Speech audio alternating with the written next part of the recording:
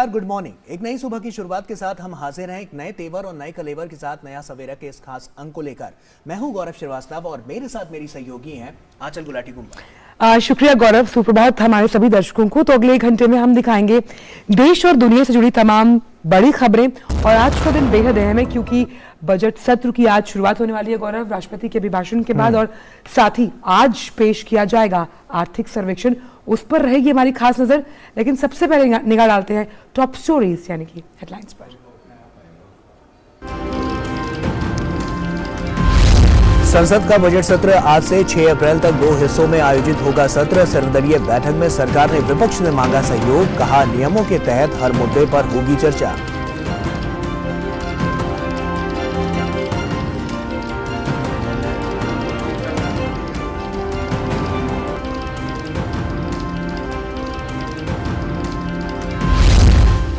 संसद में राष्ट्रपति के अभिभाषण से होगी बजट सत्र की शुरुआत। आज ही पेश होगा मौजूदा वित्त वर्ष का लेखा जोखा। वित्त मंत्री निर्मला सीतारमण पेश करेंगी देश का आर्थिक सर्वेक्षण।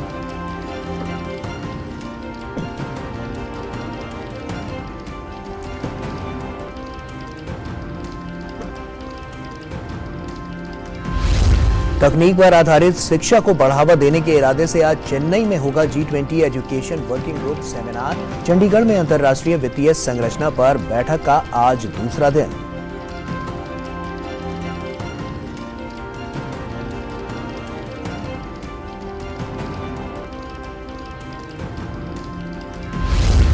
आम लोगों के लिए आज से खुलेगा राष्ट्रपति भवन का अमृत उद्यान।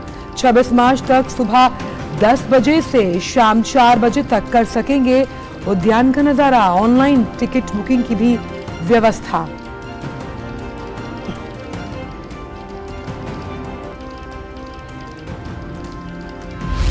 अमेरिकी राष्ट्रपति जो बाइडेन ने ठुकराई यूक्रेन के राष्ट्रपति की मांग। रूस के खिलाफ संघर्ष में F-16 फाइटर जेट देने से किया इनकार।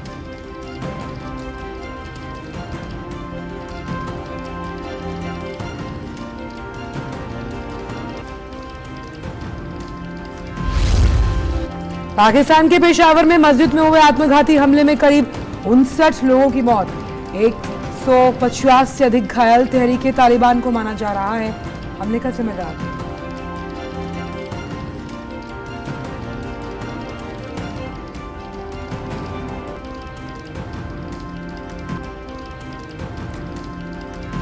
और भोपाल में रंगारंग कार्यक्रम के साथ शुरू हुआ खेलो इंडिया यूथ गेम्स। आज खेले जाएंगे table tennis, volleyball, kho-kho, boxing, badminton और बास्केटबॉल के मुकाबले।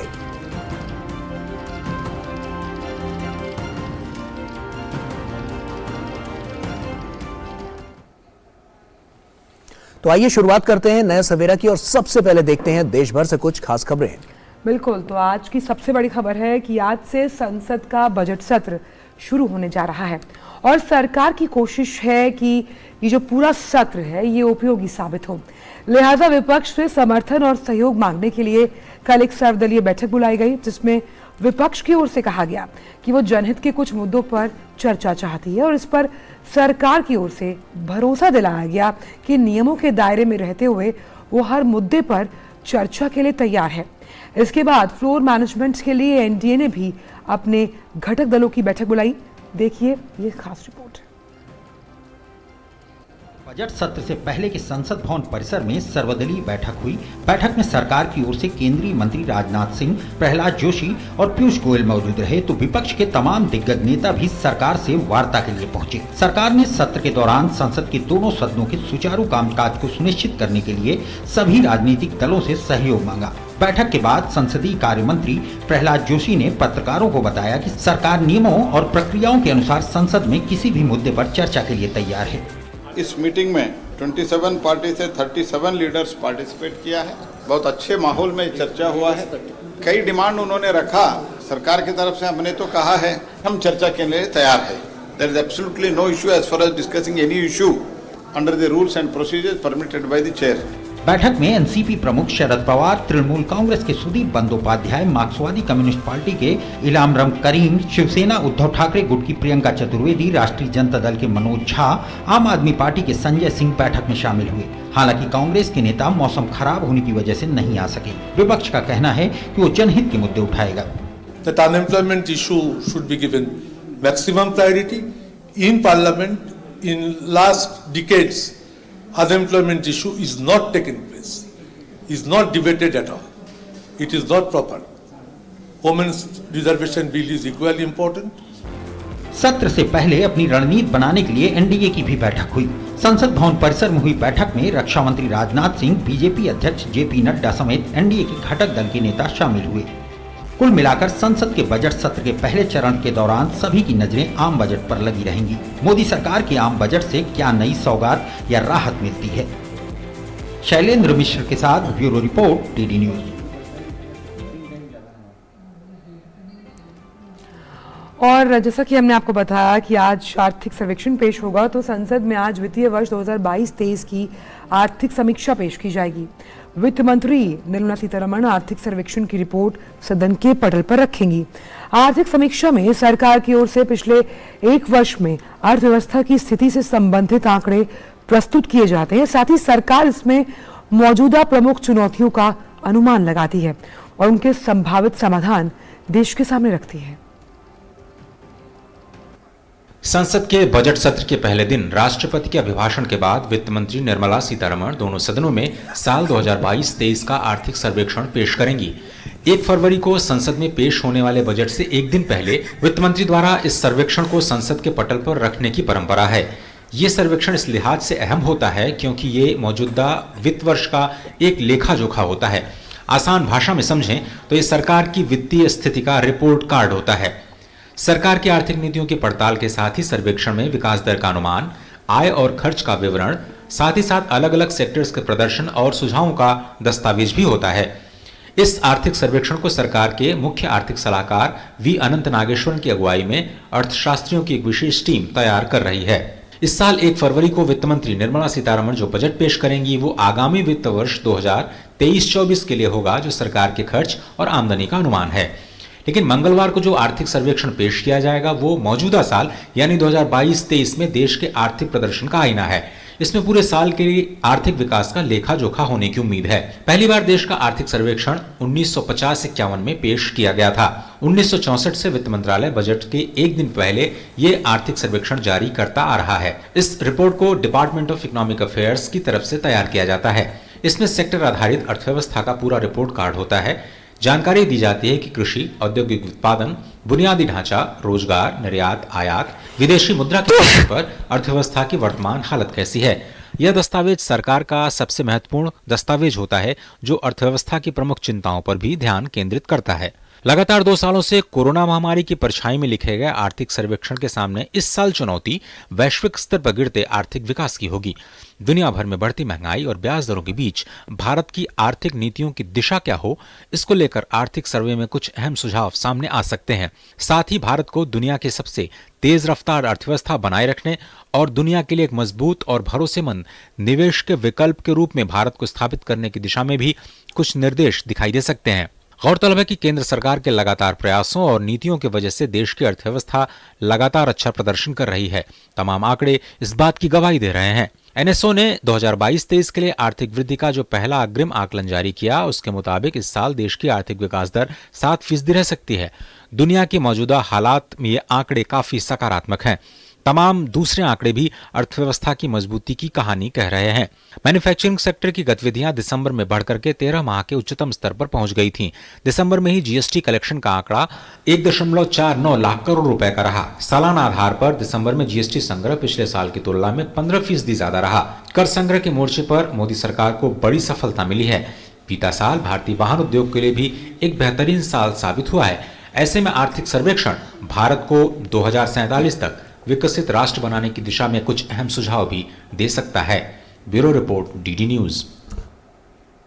और इसी पर हमारे सहयोगी ऋषि कुमार हमारे साथ जुड़ चुके हैं। ऋषि, सबसे पहले सुप्रभात आपको।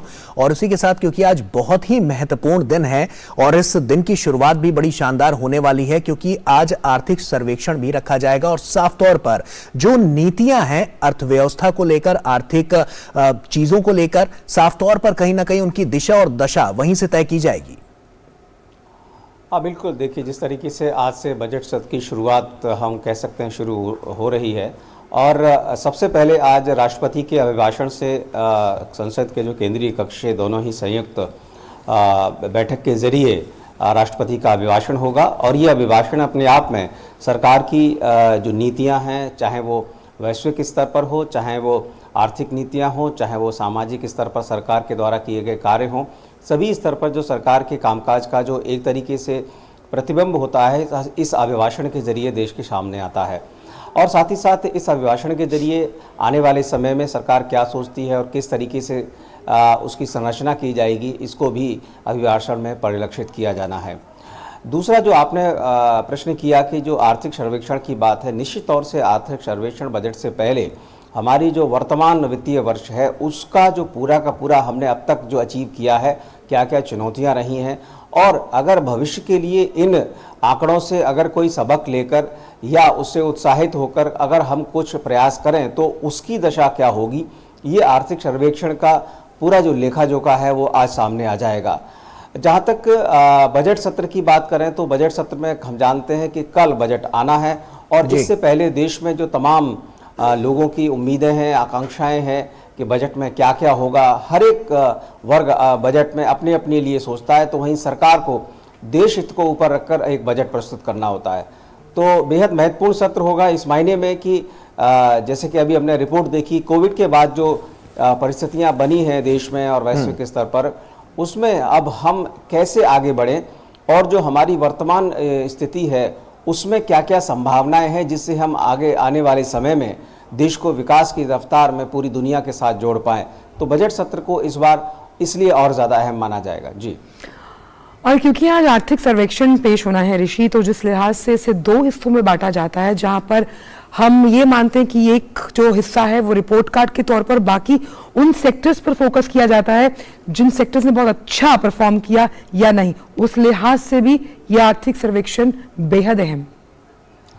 बिल्कुल, हम कह सकते हैं कि आर्थिक सर्वेक्षण हमारा रिपोर्ट कार्ड होगा एक तरीके से, और ख़ास तौर से जैसे कि आपने जिक्र किया कि तमाम ऐसे सेक्टर्स जहां हमने अच्छा काम किया है और वहां पर क्या क्या संभावना है, चाहे वो ऑटो सेक्टर हो या फिर फाइनेंस के सेक्टर में जो स्थितियां बनी, और जो चुनौतियां रहीं जो बैंकिंग सेक्टर से लेकर उसमें उसको क्या सरकार कैसे उसको देखना चाहती है, उस पर क्या समाधान है, तो तमाम ऐसी परिस्थितियां होती हैं। आर्थिक सर्वेक्षण निश्चित तौर से हमारी अर्थव्यवस्था का एक तरीके से ऐसा पहलू बताता है जो सही मायनों में जो वस्तु स्थिति है उसी का ही लेखा जोखा होता है।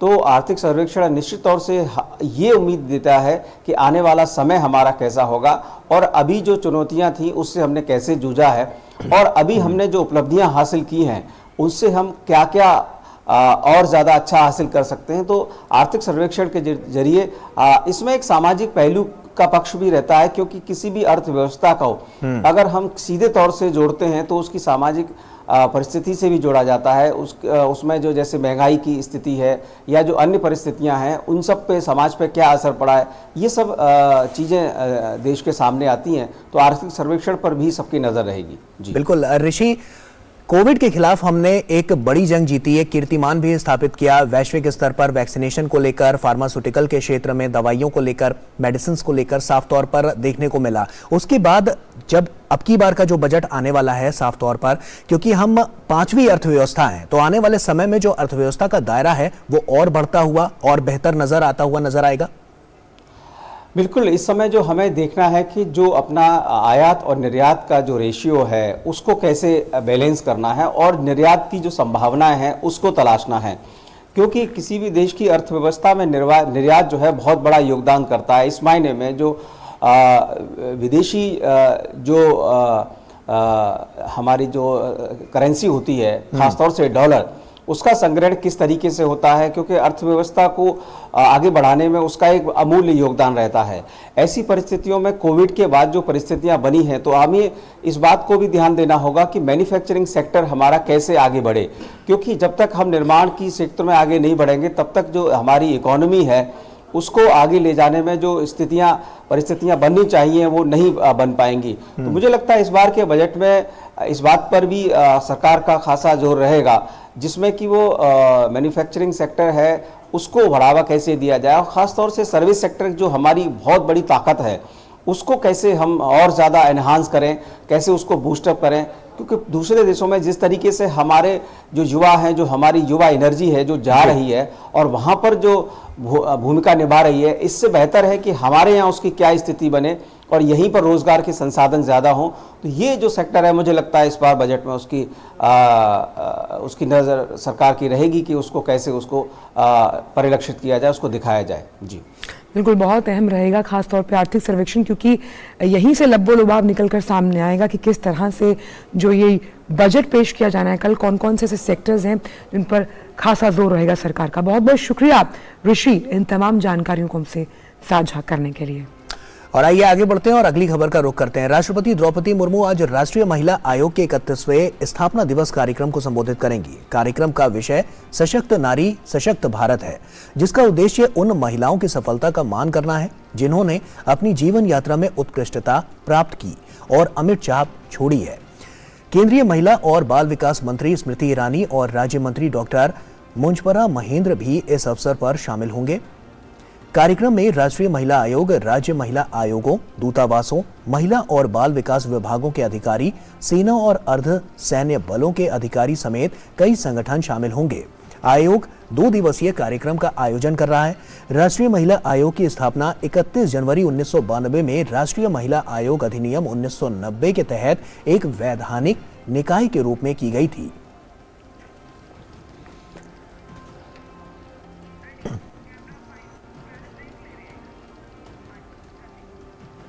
और फिलहाल वक्त एक छोटे से ब्रेक का, नया सवेरा में।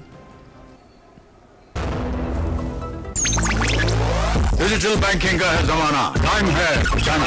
डिजिटल बैंकिंग है आसान, करो चाहे कोई भी, एनी टाइम एनीवेयर, सेफ है, फास्ट है, हर पेमेंट उंगलियों के सेट है। लेन देन के हैं ऑप्शंस कई, IMPS, NEFT, UPI, 24 घंटे करते हुए काम, पेमेंट आसान और रहो आराम। RBI कहता है जानकार बनिए, सतर्क रहिए।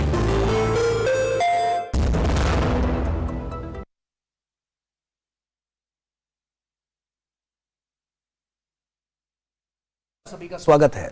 और आइए अब खबरों के सिलसिले को बढ़ाते हैं आगे और बात करते हैं अमृत उद्यान को लेकर। राष्ट्रपति भवन स्थित अमृत उद्यान आज से आम जनता के लिए खुलेगा।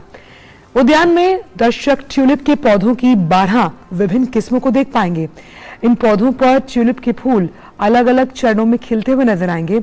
इस बार ये उद्यान करीब 2 महीने के लिए खुला रहेगा। आम जनता के लिए उद्यान सोमवार को छोड़कर आज से 26 मार्च तक खुलेगा।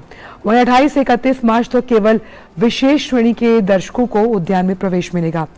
28 मार्च को सिर्फ किसानों के लिए, 29 मार्च को दिव्यांगजन के लिए, 30 मार्च को रक्षा बलों, अर्धसैनिक बलों और पुलिस कर्मियों को उद्यान में प्रवेश मिलेगा।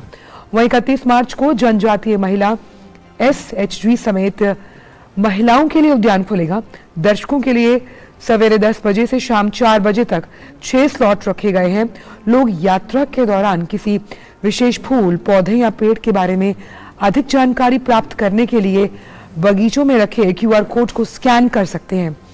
उद्यान देखने के इच्छुक लोग जो हैं वो www.rashtrapati-sachivale.gov.in वेबसाइट के माध्यम से बुकिंग करवा सकते हैं।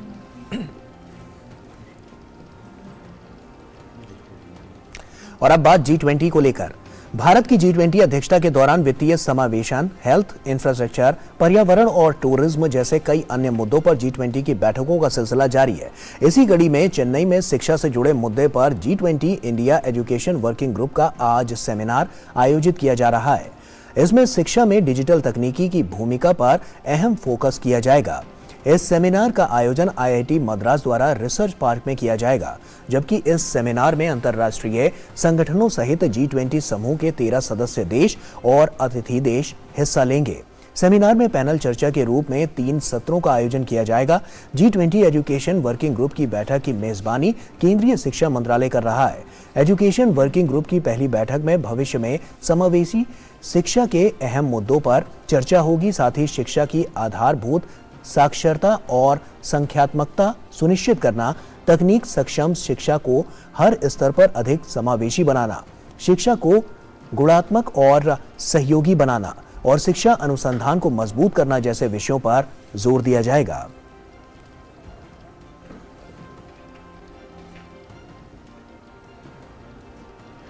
तो G20 देशों के पहले शिक्षा समूह की बैठक 1 और 2 फरवरी को चेन्नई में होगी।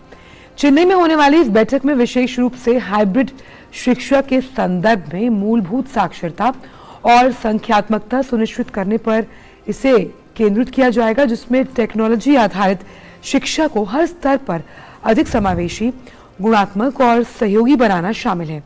इसके अलावा EWG की बैठक में क्षमता निर्माण, भविष्य के रोजगार के मद्देनजर आजीवन सीखने की प्रक्रिया को बढ़ावा देने, अनुसंधान को मजबूत करने और समृद्ध सहयोग और साझेदारी के माध्यम से नवाचार को बढ़ावा देने पर भी जोर दिया जाएगा।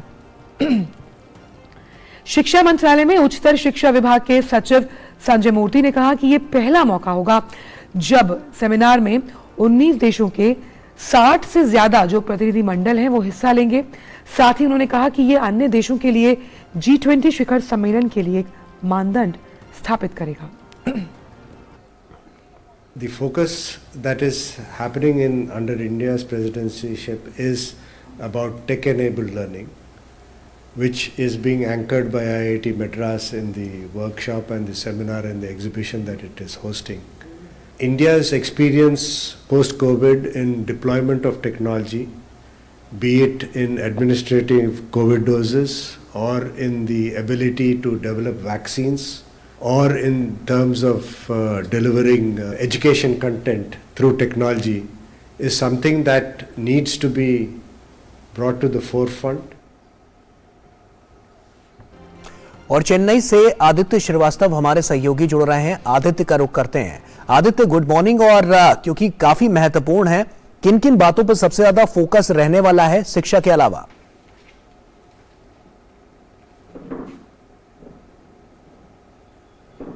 गुड मॉर्निंग गौरव।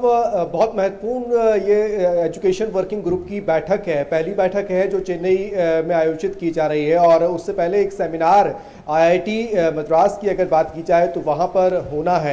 ये एक प्लेटफॉर्म होगा तमाम G20 देशों के लिए अपने एजुकेशन सेक्टर्स में किए जा रहे नवाचारों को एक्सचेंज करने का, उनको आपस में बातचीत करने का, और डिजिटल तकनीक का इस्तेमाल किस तरीके से शिक्षा क्षेत्र को समावेशी बनाने में, सुलभ बनाने में, न्याय संगत बनाने में हो सकता है।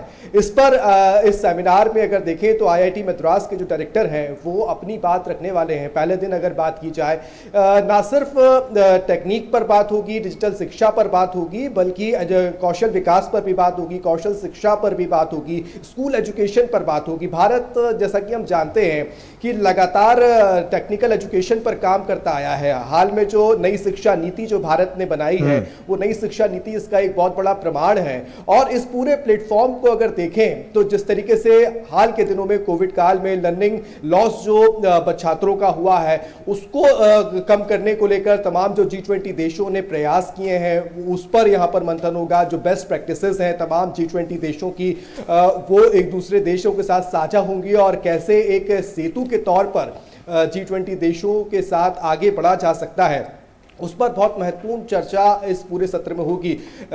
अगर देखा जाए तो कौशल शिक्षा के जो सचिव हैं भारत सरकार के, वो भी इस सत्र में शामिल होंगे आज, अगर सेमिनार की अगर बात की जाए, और किस तरीके से सुलभ और न्याय संगत तरीके से शिक्षा व्यवस्था को, चाहे वो स्कूल से लेकर टेक्निकल एजुकेशन की बात की जाए, कॉलेज स्तर तक की बात की जाए, तो उसको बनाया जा सकता है। इस पर वो अपने विचार रखेंगे। कई सारे डेलीगेट्स अलग अलग देशों से, इस G20 देशों से शामिल हो रहे हैं। कई ऐसी संस्थाएं भी जो है, अंतर्राष्ट्रीय संस्थाएं जो है, जो शिक्षा क्षेत्र में बहुत महत्वपूर्ण रोल अदा करती हैं, वो भी यहाँ पर है। IIT मद्रास का इतिहास बहुत समृद्ध है। रिसर्च के मामले में अगर देखें तो IIT मद्रास दुनिया भर में अपनी एक अलग पहचान रखता है। लिहाजा कैसे नई रिसर्च के साथ, कैसे नई टेक्निक के साथ आगे बढ़ना है अब एजुकेशन सेक्टर को लेकर, इस पर एक बहुत बड़ा मंथन जो है, चिंतन जो है, वो इस G20 सेमिनार में आज IIT मद्रास में देखने को मिल सकता है। गौरव, साथ ही आदित्य, हमने देखा था कि कोविड काल में सबसे ज्यादा अगर कुछ जो बदला था वो था शिक्षा का पूरा जो सेक्टर है, उसमें आमूलचूल परिवर्तन किया गया क्योंकि डिजिटल मोड में आ गया। लेकिन अब हाइब्रिड तौर पर किस तरह से इसे आगे लेकर जाया जाएगा, उस लिहाज से भी आज की ये बैठक काफी अहम।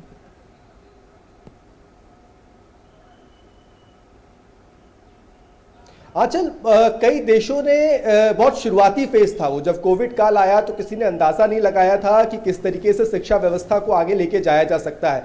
सबने कई प्रयोग किए, चाहे वो डिजिटल क्षेत्र में करें, चाहे ई लर्निंग के क्षेत्र में करें, कई सारे प्रयोग अलग अलग देशों ने किए हैं। और उन देशों के अलग अलग प्रयोगों को, अलग अलग बेस्ट प्रैक्टिसेस को जो है एक साथ एक मंच पर लाने का एक बहुत बड़ा प्रयास है। हाइब्रिड की तरफ हम बढ़ रहे हैं। और भारत जिस तरीके से वसुधैव कुटुंबकम की बात करता है ना, अगर भारत ने अगर कोई अच्छे प्रयास किए हैं तो वो क्यों ना दूसरे देशों तक भी पहुंचे, और अगर कोई दूसरे देशों ने अगर कोई अच्छे प्रयास किए हैं तो वो क्यों ना भारत तक पहुंचे। लिहाजा नई शिक्षा नीति भी जब हम देखें तो भारत ने जब बनाई तो एक बड़े मंथन के साथ बनाई। एक बड़ा ग्रुप था जिसने इस पर पूरा काम किया और बहुत लंबे चिंतन मनन के बाद वो नई शिक्षा नीति बनी। और निकलकर यही आया कि K-12 यानी कि किंडरगार्टन से लेकर अगर हम 12 तक की अगर बात करें तो किस तरीके से अलग अलग भागों में उनको बांटा गया। और पहले हम पारंपरिक शिक्षा की तरफ जाते थे तो स्कूली शिक्षा और उसके बाद कॉलेज की शिक्षा में जमीन आसमान का फर्क होता था।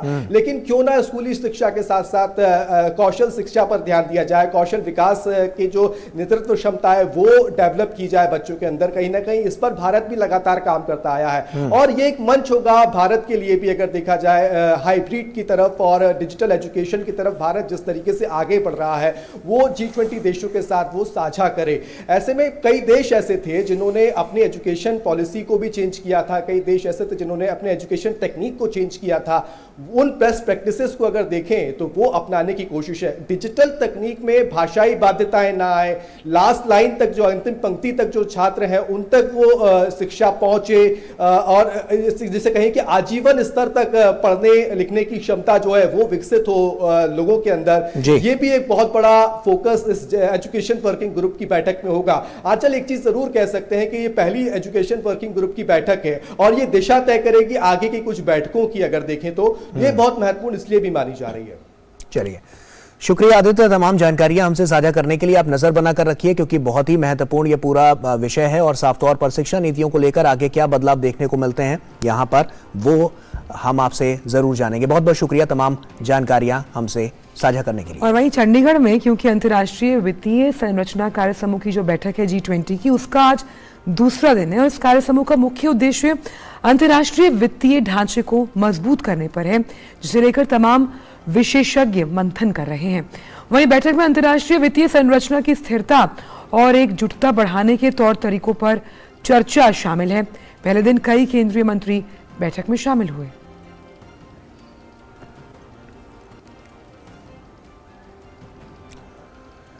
और वहीं चंडीगढ़ में G20 की बैठक के बाद कल सांस्कृतिक संध्या का आयोजन किया गया, जिसमें G20 के प्रतिनिधि भी थिरकते हुए नजर आए।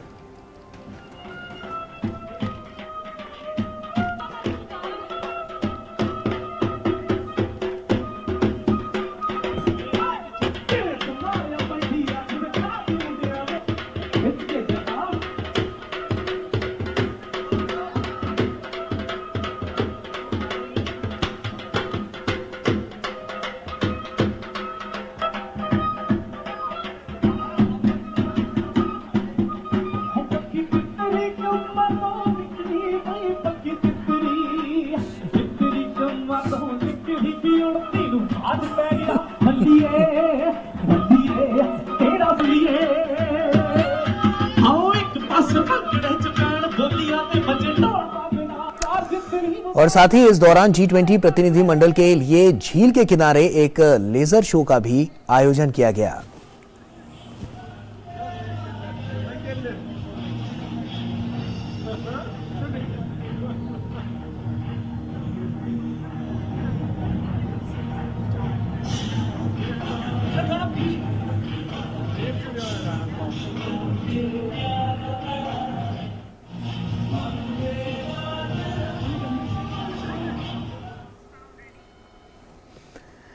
तो भारत यात्रा पर आए संयुक्त राष्ट्र महासभा के 77वें सत्र के अध्यक्ष साबा कुरुसी आज बेंगलुरु में हैं। साबा कुरुसी आज भारतीय विज्ञान संस्थान में वैज्ञानिकों और शिक्षाविदों से बातचीत करेंगे। साथ ही नागरिक समाज संगठनों के प्रतिनिधियों के साथ भी मुलाकात करेंगे। साबा कुरुसी बेंगलुरु में जल और स्वास्थ्य क्षेत्र की परियोजनाओं का भी दौरा करेंगे।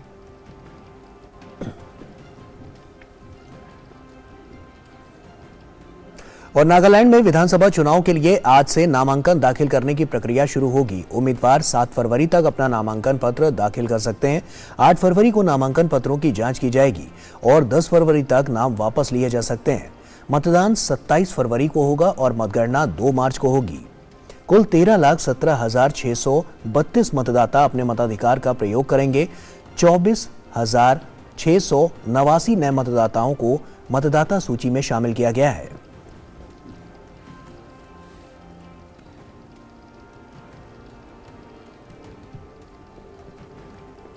सूचना और प्रसारण मंत्रालय ने निजी प्रसारकों के लिए परामर्श जारी किया है, जिसके अनुसार प्रसारकों को हर दिन कुल 30 मिनट के लिए लोक सेवा प्रसारण करना होगा।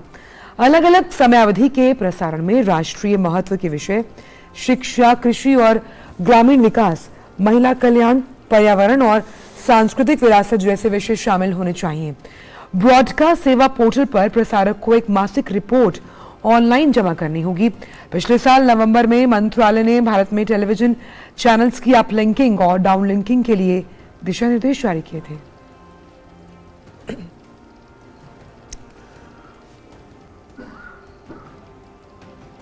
और आकाशवाणी ने प्रधानमंत्री नरेंद्र मोदी के मन की बात कार्यक्रम की 100वीं कड़ी के प्रतीक चिन्ह यानी कि लोगो डिजाइन करने के लिए आवेदन आमंत्रित किए हैं, जिसके लिए प्रतिभागी 1 फरवरी तक अपनी प्रविष्टियां जमा कर सकते हैं। प्रतीक चिन्ह यानी कि लोगो को एक डिजिटल प्लेटफॉर्म पर डिजाइन किया जाना चाहिए और जिसका उपयोग किसी भी प्लेटफॉर्म पर किया जा सके। विजेता को 1 लाख रुपए का नगद पुरस्कार दिया जाएगा। इस बारे में और विवरण mygov.in पोर्टल पर उपलब्ध है।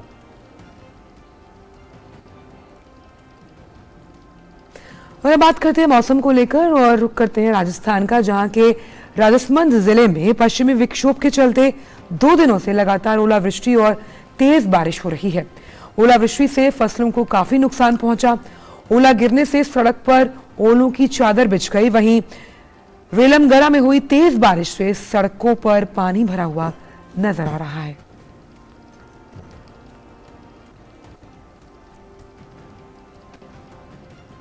और उत्तर भारत के कई पर्वतीय इलाके बर्फ की सफेद चादर से ढक गए हैं। मौसम के बर्फीले होने के कारण आम जनजीवन बुरी तरह से प्रभावित हो रहा है। जम्मू कश्मीर के डोडा जिले में आज भारी बर्फबारी हुई, जिससे इलाका बर्फ की चादर से ढक गया। जम्मू कश्मीर के कई हिस्सों में हुई बर्फबारी के कारण तापमान में गिरावट देखने को मिल रही है। घाटी में लगातार हो रही बर्फबारी ने ठंड को बढ़ा दिया है। उत्तराखंड में राजधानी देहरादून सहित कई जिलों में बारिश और बर्फबारी हो रही है। राज्य के ऊंचाई वाले क्षेत्रों में बर्फबारी और निचले इलाकों में बारिश होने के कारण सर्दी एक बार फिर से बढ़ गई। राज्य के मौसम विज्ञान केंद्र के अनुसार पश्चिमी विक्षोभ के प्रभाव से अधिकांश निचले इलाकों में हल्की से मध्यम बारिश और ऊंचाई वाले इलाकों में बर्फबारी रहने की संभावना है। मौसम विभाग ने आज उत्तरकाशी, चमोली और पिथौरागढ़ में बर्फबारी की संभावना जताई है। और वहीं बारिश और पहाड़ी राज्यों में बर्फबारी की वजह से दिल्ली एनसीआर में मौसम पल पल बदल रहा है। दिल्ली एयरपोर्ट अथॉरिटी ने आज यात्रियों के लिए घने कोहरे का अलर्ट जारी किया और यात्रियों से हवाई उड़ान के बारे में अपडेट रहने की सलाह दी। सभी विमान सेवाएं फिलहाल अन्य दिनों की तरह सामान्य रूप से चल रही हैं।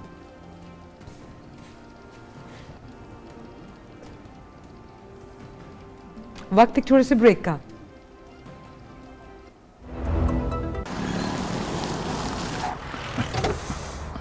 Thank you sir. जिंदगी टॉप गियर में चलेगी जब परिवार के कल की सुरक्षा होगी नॉन स्टॉप। इसलिए मेरी मानो, आज ही जुड़िए प्रधानमंत्री जीवन ज्योति बीमा योजना और प्रधानमंत्री सुरक्षा बीमा योजना से, जो देती है 2-2 लाख रुपए का बीमा। दिखाइए समझदारी, निभाइए जिम्मेदारी। आज ही अपनी नजदीकी बैंक शाखा या डाकघर जाकर इन योजनाओं से जुड़े। विशाल है ना, इसका सब प्रॉपर चलता है। और उसके बैंक अकाउंट में 15,000 रुपए का फ्रॉड हुआ, पता है? इसको तो कोई टेंशन ही नहीं होती है। देख ना। टेंशन क्यों? मेरी कोई गलती नहीं थी। फिर भी फ्रॉड होने पर मैंने तुरंत बैंक को इन्फॉर्म कर दिया। आरबीआई कहता है अगर आपके अकाउंट से किसी ने धोखे से पैसे निकाले हैं तो बैंक को जल्द से जल्द इन्फॉर्म कीजिए। 3 दिन के अंदर इन्फॉर्म किया तो कोई नुकसान नहीं होगा। जितना लेट करोगे उतना ज्यादा नुकसान। और सुन, सब चलता नहीं है, प्रॉपर चलाना पड़ता है। आरबीआई कहता है जानकार बनिए, सतर्क रहिए। तो ब्रेक के बाद एक बार फिर से आप सभी का स्वागत है और आइए अब देखते हैं दुनिया भर से कुछ खास खबरें।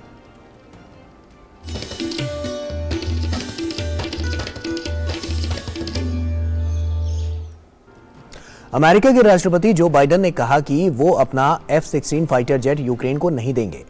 वहीं यूक्रेन के रक्षा मंत्री ने पिछले सप्ताह कहा था कि अमेरिका और जर्मनी से युद्धक टैंकों की आपूर्ति होने के बाद वो पश्चिमी देशों से F-16 जैसे चौथी पीढ़ी के लड़ाकू विमानों की आपूर्ति की बात की जाएगी। बाइडेन ने कहा कि वो पोलैंड का दौरा करेंगे। हालांकि उन्होंने ये नहीं बताया कि कब यात्रा करेंगे। उन्होंने कहा कि उन्हें यकीन नहीं हो रहा है कि यूक्रेन में युद्ध की शुरुआत के 1 साल पूरे होने पर वो यूरोप का दौरा करेंगे। रूस ने यूक्रेन पर पिछले साल 24 फरवरी को हमला किया था। यूक्रेनी राष्ट्रपति व्लादिमीर ज़ेलेंस्की ने रूस के खिलाफ अपने युद्ध के प्रयासों को और मजबूत बनाए रखने के लिए अमेरिका से लड़ाकू जेट की मदद मांगी थी।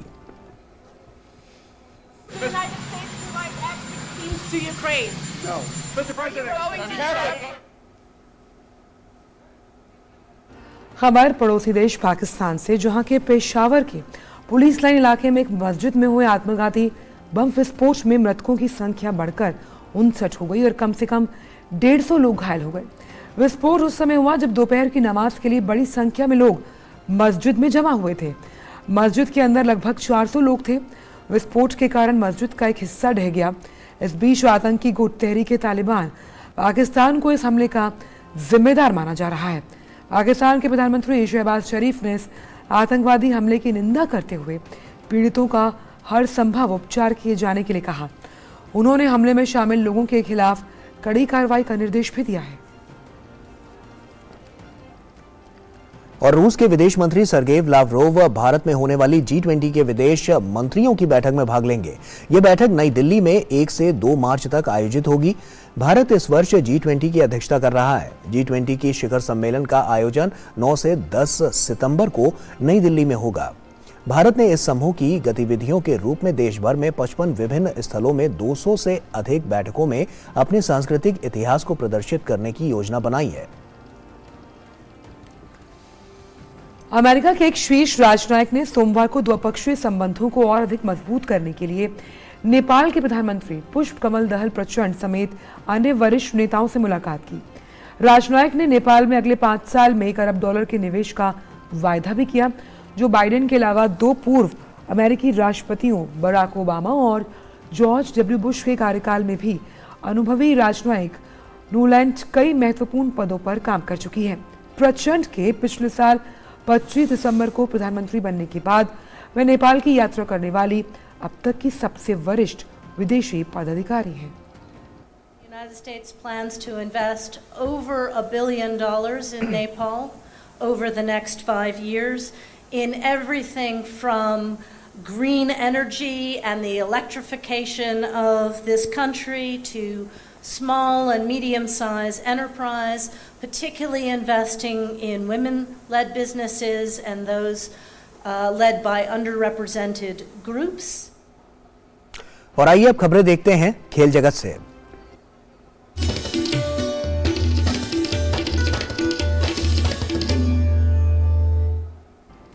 भारत की अंडर 19 महिला टीम के साउथ अफ्रीका में इतिहास रचने के बाद भारतीय क्रिकेट कंट्रोल बोर्ड के सचिव जय शाह ने एक और बड़ा ऐलान किया है। जय शाह ने कहा है कि महान बल्लेबाज सचिन तेंदुलकर और बीसीसीआई 1 फरवरी को अहमदाबाद के नरेंद्र मोदी स्टेडियम में विश्व कप चैंपियन का अभिनंदन करेंगे।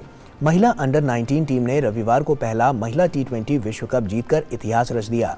भारत ने फाइनल में इंग्लैंड को 7 विकेट से हराया।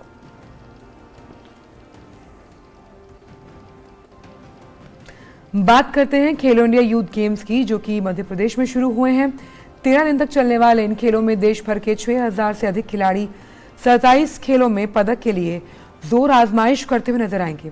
इस बार के खेलो इंडिया में पहली बार वाटर स्पोर्ट्स और तलवारबाजी को शामिल किया गया। खेलों का आयोजन मध्य प्रदेश के 8 शहरों में होगा। देखिए एक खास रिपोर्ट। खेलो इंडिया यूथ गेम्स 2022 की शुरुआत हो गई है।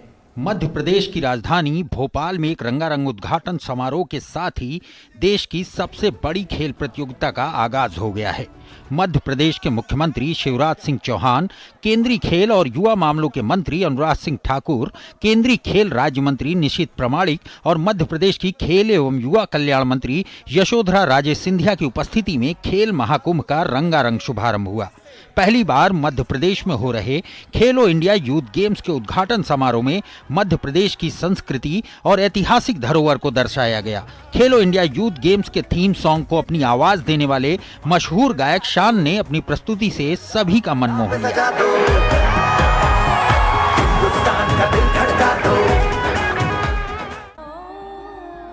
वहीं गायिका नीति मोहन ने नर्मदा अष्टक की प्रस्तुति दी।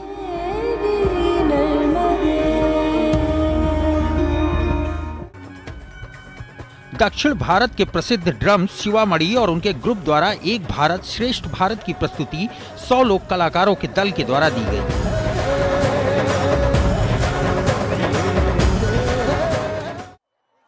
अभिलिप्सा पांडा ने हर हर शंभू गीत गाया, जिसके साथ नटराज डांस की ग्रुप की प्रस्तुति भी देखने को मिली।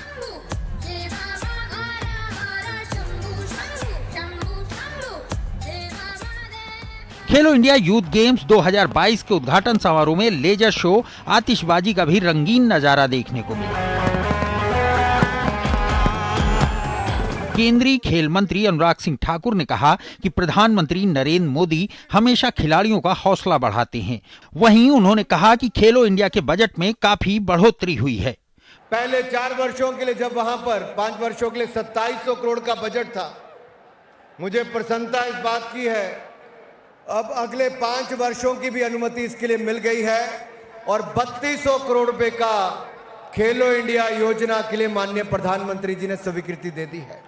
किसी भी बड़े टूर्नामेंट से पहले शायद ही दुनिया का कोई ऐसा प्रधानमंत्री या राष्ट्रपति हो कि अपने खिलाड़ियों से बात करता हो। भारत के प्रधानमंत्री नरेंद्र मोदी जी ने एक बार नहीं बार-बार खिलाड़ियों का मनोबल बढ़ाने का काम भी किया है और उनके आने पर उनका स्वागत अभिनंदन करने का काम भी किया है। मध्य प्रदेश के मुख्यमंत्री शिवराज सिंह चौहान ने कहा कि खेल में हार जीत लगी रहती है, लेकिन खेल भावना बनी रहनी चाहिए। खेलिए, आगे बढ़िए, जीतिए, खूब मेहनत कीजिए, पसीना बहाइए, ताकत लगाइए, लेकिन अनावश्यक दबाव से बचिए।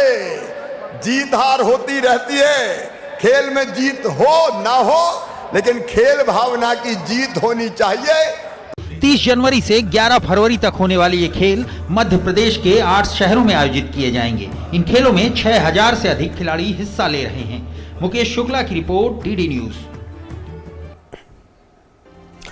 और खेलो इंडिया यूथ गेम्स में आज table tennis, volleyball, kho kho, boxing, तीरंदाजी, बैडमिंटन और बास्केटबॉल का आयोजन होने वाला है।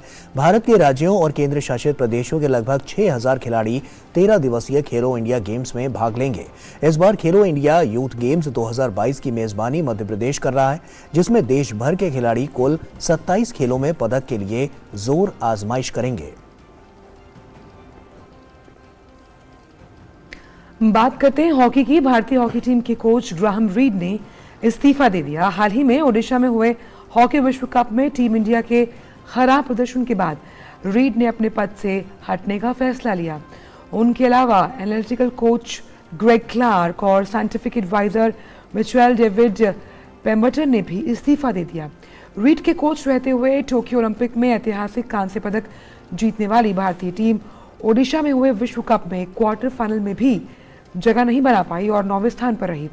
हॉकी इंडिया द्वारा जारी बयान के अनुसार रीड ने हॉकी इंडिया के अध्यक्ष दिलीप तिर्की को विश्व कप खत्म होने के एक दिन बाद इस्तीफा सौंपा। और यहां वक्त एक छोटी से ब्रेक का हो गया है, जल्द लौटते हैं।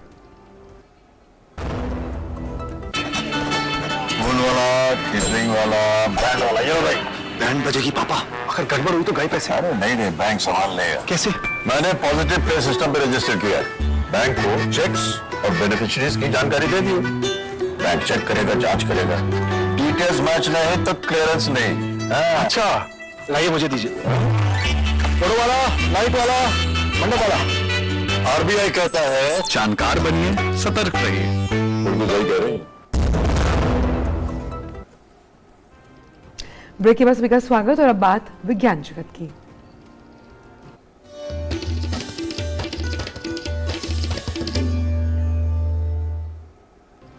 तो साइंस हब के इस अंक में आज हम जानेंगे ऐसे सेल्फ बैलेंसिंग एक्सोस्केलेटन के बारे में जो स्ट्रोक के मरीजों को बिना किसी सहारे के खुद के पैरों पर खड़ा होने का मौका देता है, जिसे अब यूनाइटेड स्टेट्स के फूड एंड ड्रग एडमिनिस्ट्रेशन ने आम लोगों को मुहैया कराने की इजाजत भी दी है। आइए देखते हैं।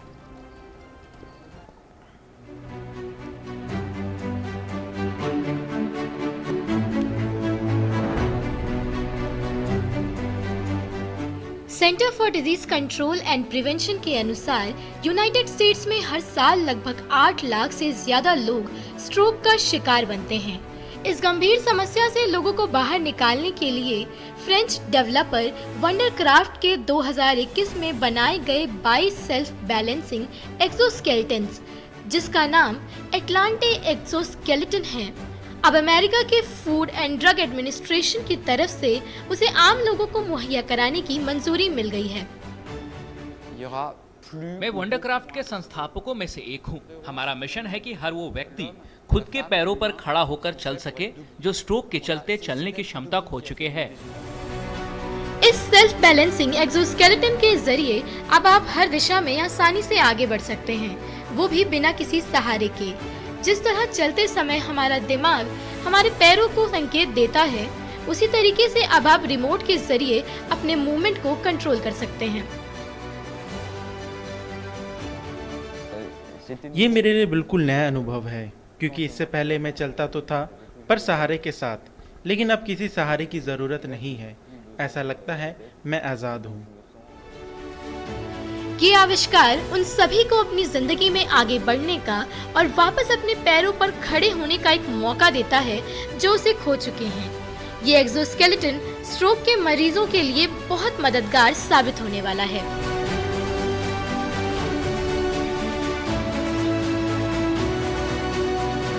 Bureau report, TD news. और आइए अब खबरें देखते हैं सिने जगत से।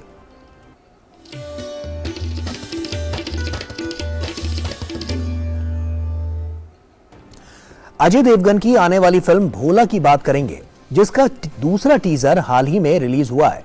इस फिल्म में एक बार फिर अजय और तब्बू की दमदार जोड़ी देखने को मिलेगी। फिल्म का टीजर थ्रिल और सस्पेंस से भरा हुआ है, देखिए। जो बाप 10 साल में एक गुड़िया ना दे पाया, वो एक रात में दुनिया देने की सोच रहा है। अभिनेता अजय देवगन की नई फिल्म भोला का दूसरा टीजर रिलीज हो गया है। फिल्म में अजय के साथ साथ अभिनेत्री तब्बू भी नजर आने वाली हैं। टीजर में भरपूर एक्शन और ड्रामा देखने को मिल रहा है।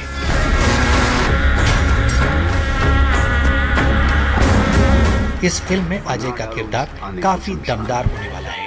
फिल्म में अभिनेता एक कैदी की भूमिका निभा रहे हैं, वहीं अभिनेत्री तब्बू एक पुलिस ऑफिसर का रोल अदा करती दिखेंगी।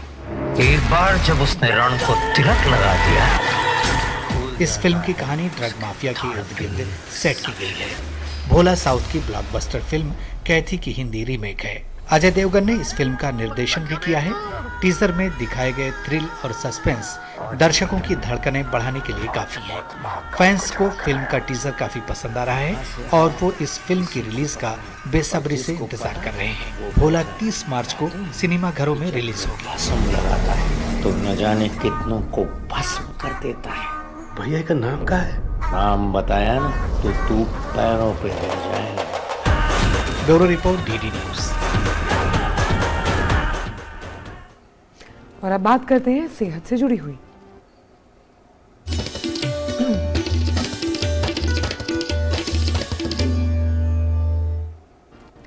तो सर्दियों के मौसम में स्वस्थ रहने के लिए शारीरिक सक्रियता बनाए रखना बेहद जरूरी है। आइए जानते हैं कि सर्दियों में व्यायाम करते हुए क्या-क्या सावधानियां बरतनी चाहिए।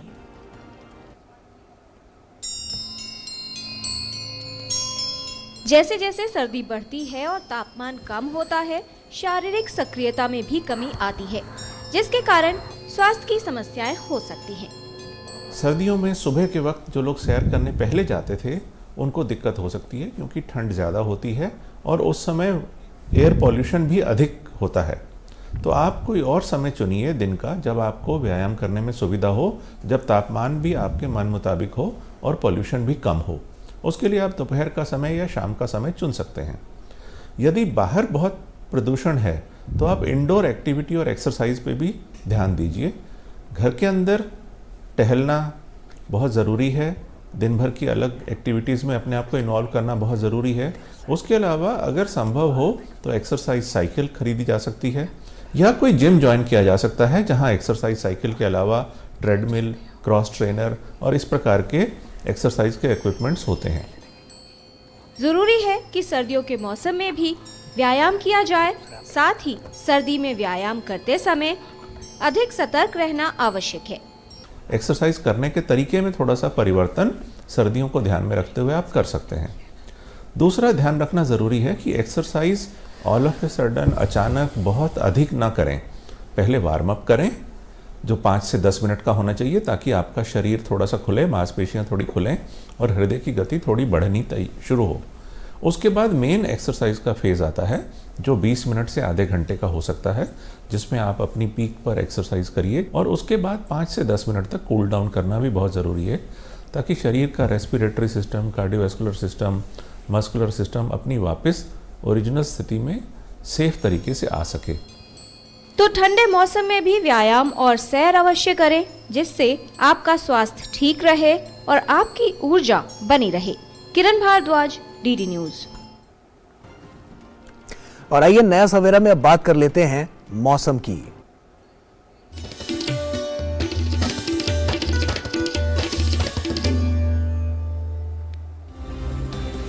अगर मौसम पर नजर डालें तो तमिलनाडु, पुडुचेरी और केरला में गरज के साथ बौछारें पड़ने की संभावना जताई जा रही है। वहीं उत्तर भारत में लाहौल स्पीति, किन्नौर, हिमाचल प्रदेश और श्रीनगर में बर्फबारी का अनुमान है और आने वाले समय में उत्तर भारत में धुंध की स्थिति रह सकती है। साथ ही साथ बर्फबारी की वजह से उत्तर भारत के कई राज्यों और इलाकों में जो तापमान है उसमें गिरावट दर्ज की जाएगी आने वाले दिनों में।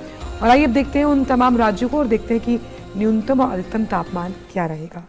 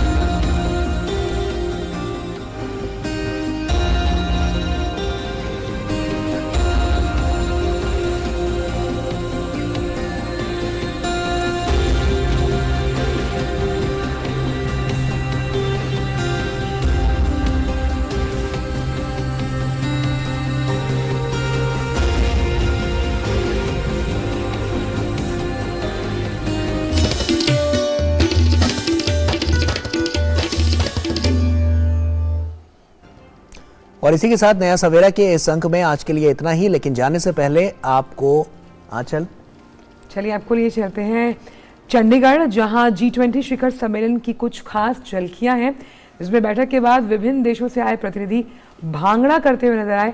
आप इन दृश्यों का लुत्फ उठाइए और हमें दीजिए इजाजत। नमस्कार। नमस्कार।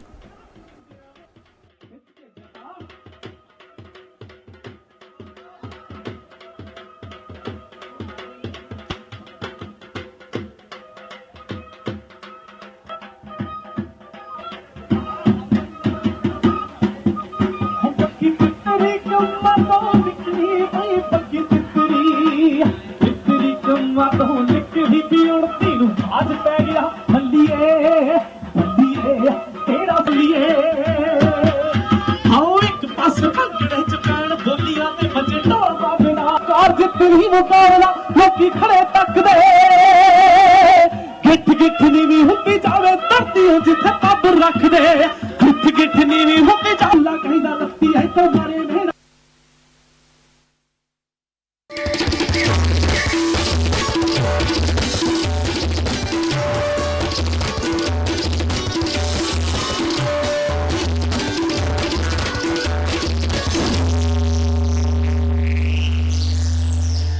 नया सवेरा के प्रायोजक थे वंडर सीमेंट। जब दिल में हो जज्बात तभी होती है